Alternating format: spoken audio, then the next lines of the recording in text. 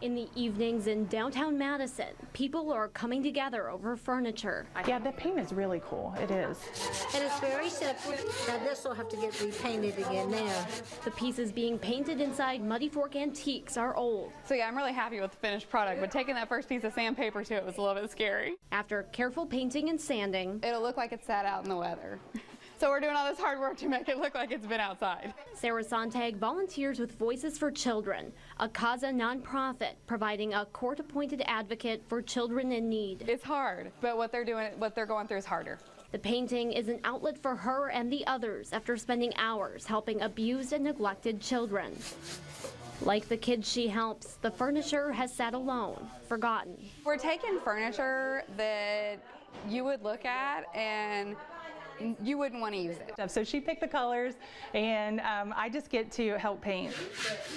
Director Tanya Rubel-Richter sands down this bench to work out the stress of her day. So the stuff that we see on a daily basis is horrific.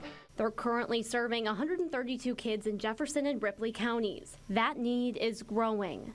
232 are on a wait list for a CASA volunteer to help them. We now have to triage the abuse. We have to triage our cases and decide if a baby with detached retinas or a child who's been sexually abused is the one who gets a voice.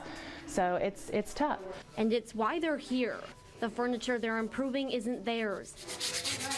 They'll be sold to raise money and help provide more services and volunteers to advocate and help even more children in need. We're taking the pieces and we're making it something new again, giving it a second chance.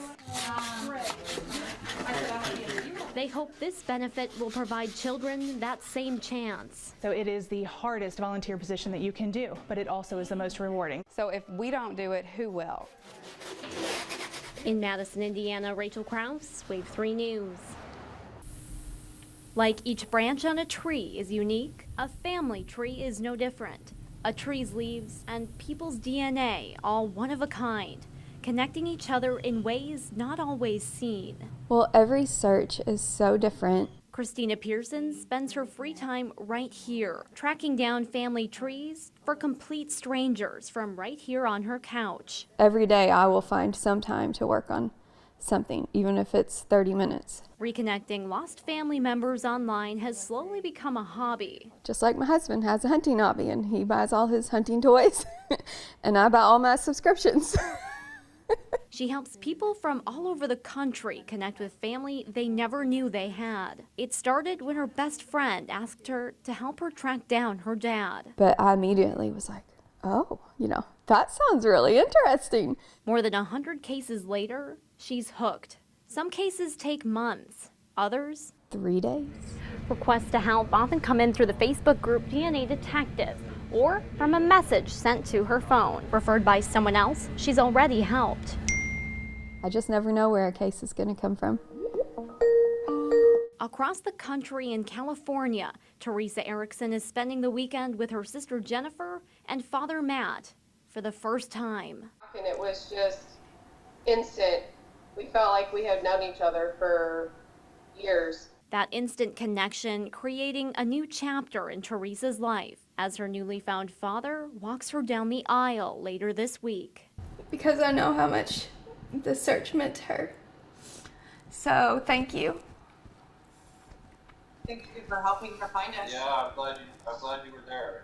All grateful for the fresh chance to be a part of each other's lives.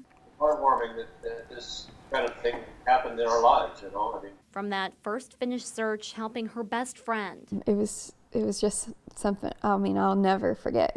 Now a photo book is filled with memories of families connected through Christina.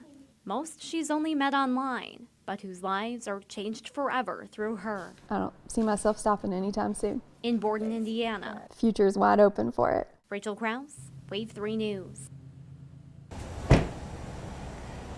Good morning, Raya. Kids walking into Silver Creek Primary hear a familiar sound.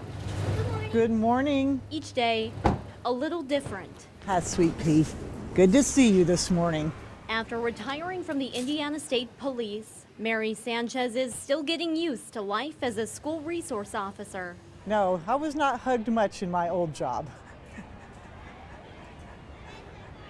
That's what makes this worthwhile. Any problems that arise. You all right? Come here, sweetheart.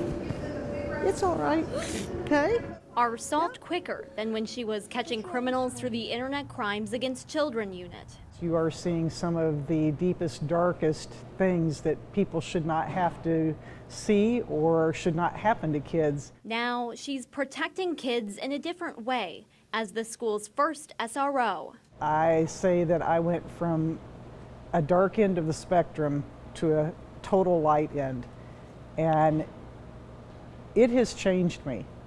It has made me see the good in things again.